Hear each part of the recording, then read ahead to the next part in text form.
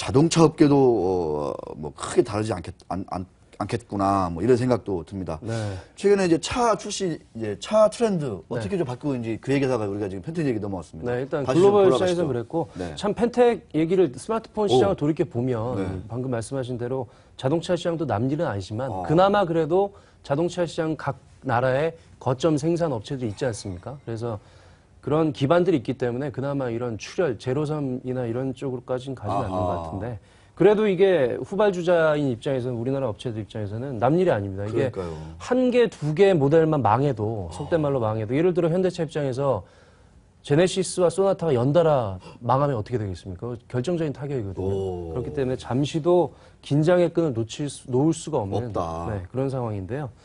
게다가 올해는 굉장히 또 모델별로도 변곡점입니다. 일단 클린 디젤, 유럽의 환경 기준에 맞추기 위한 맞아. 클린 디젤을 이제 그동안 가솔린에 집중해왔던 일본 업체들도 출시를 할 예정이고요. 클린 디젤. 네, 거기에다 지금 하이브리드도 각광을 받고 있는데 일본 차의 혼다와 혼다 피트 같은 그 하이브리드 모델의 연비가 리터당 한 35, 36km 정도 됩니다. 물론 뭐 일본 기준이기 때문에 우리나라는 조금 다를 수 있는데 토요타와 혼다가 개발 중인 뭐 차세대 모델들이 다 연비가 3, 40km 가까이 되고 있고요.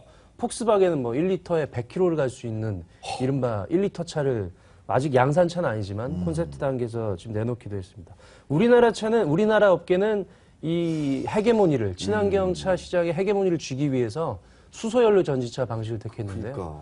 이 수소를 이용해서 전혀 뭐 공해물질을 배출하지 않고 싼 값에 충전해서 장거리를 갈 수 있는 이 시스템을 이용 중인데 지금 일단 오늘 아주 따끈한 그 모델의 이미지를 공개를 했습니다. 뭐예요? 다음 달 4일에 스위스 제네바에서 열리는 제네바 모터쇼의 실물 콘셉트카가 실제로 세계 최초로 공개될 모델인데요. 네.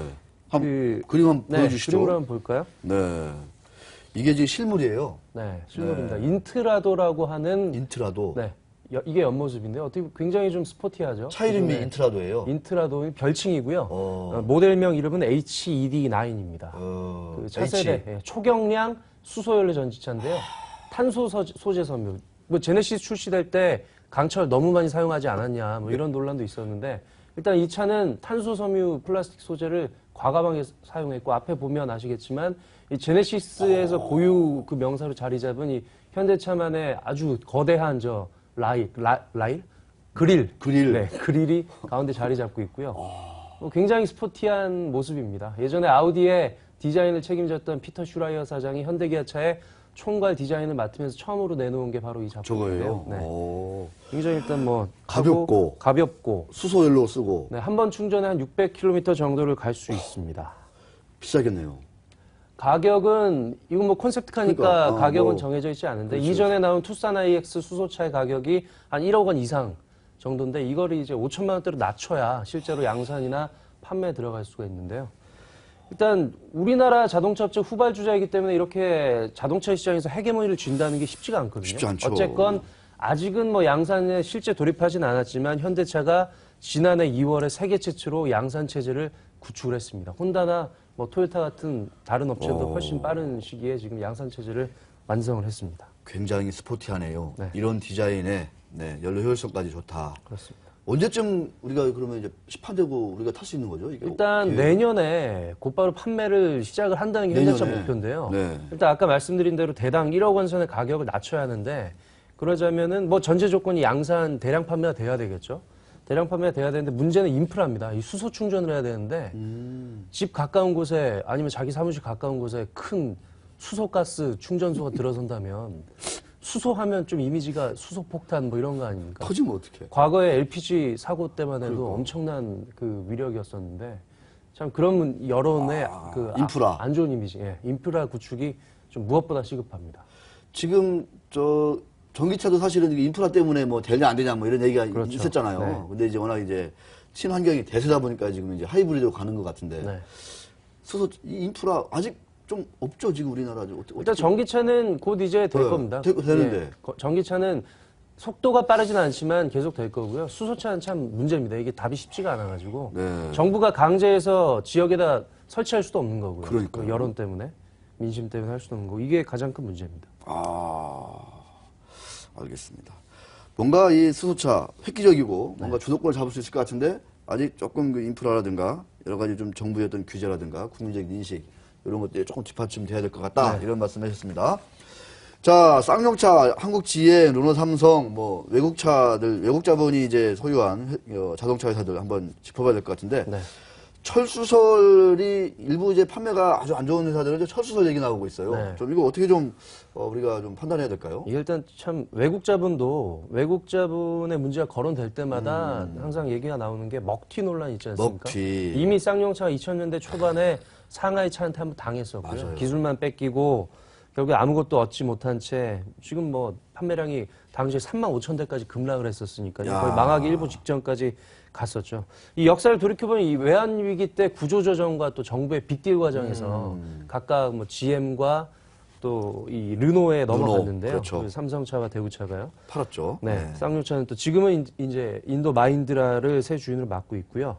자동차는 그나마 생산 공장이 있으니까 확 먹고 튀는 빠른 속도로 먹고 튀는 먹튀가 어렵죠. 그나마 좀 덜한데 네, 어렵죠. 그렇다 해도 이미 저희가 쌍용차에서 한번 경험을 했었고요. 지금도 각 한국 GM과 쌍용차, 르노 삼성의 판매가 부진할 때마다 계속 거론이 되는 게 이 먹튀 문제입니다. 한국 GM이 지금 10년째 내수 점유율이 10%대도 못 미치는 한 자릿수대 점유율을 답보를 하고 있고요. 르노 삼성도 지금 내수 점유율이 4.6%에 머물렀습니다. 겨우 뭐 한때 잘 나갔을 때는 10% 이상 갔었는데 반토막 이상으로 떨어진 거고요. 그런데도 우려가 되는 게 지금 대책이라고 내놓은 게 르노 삼성의 경우에는 르노가 닛산과 얼라이언스지 않습니까? 그러니까 르노 삼성의 경쟁력이 떨어지면 어떤 개발 지원이나 신차 투입이 돼야 되는데 그러지 말고 너희들은 일본 닛산의 소형 SUV를 생산해서 그걸 한국에서 팔지 말고 해외로 수출해라. 이른바 그냥 생산이나 해라. 생산해서 해외 수출 역할만 맡아라. 이런 걸 내놓고 있고요. 네. 또 하도 차가 내수에서 안 팔리니까 내수 대책으로 내놓은 게 QM3라는 소형 SUV를 부산 공장에서 만드는 게 아니라 저기 스페인 스페인에서. 바야돌리드의 그 르노 공장에서 만든 걸 수입해서 비교적 싼 가격에 판 게 지금 대책의 유일한 대책입니다. GM 경우에는 이미 뭐 생산 물량 이전이 본격화됐고요. GM이 참 쉽지가 않은 게 그 지금 글로벌 GM이 글로벌 생산 네트워크를 구조조정하는 단계에 있습니다. 이미 지난해 말에 유럽에서 쉐보레 브랜드를 안 팔린다 아예 빼버렸고요. 철수시켜버렸고 호주에 있는 홀덴 자회사 법인인 홀덴도 2017년까지 생산 공장을 폐쇄를 하고 모두 철수하기로 했습니다.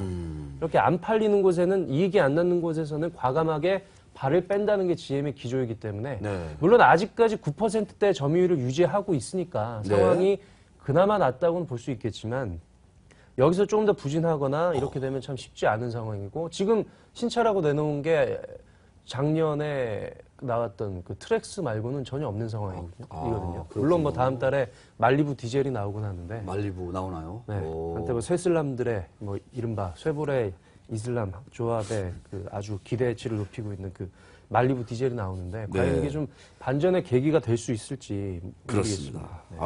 아주 그냥 신차 얘기도 들어봤고, 네, 글로벌 어떤 차 시장 동향 한번 들어봤습니다.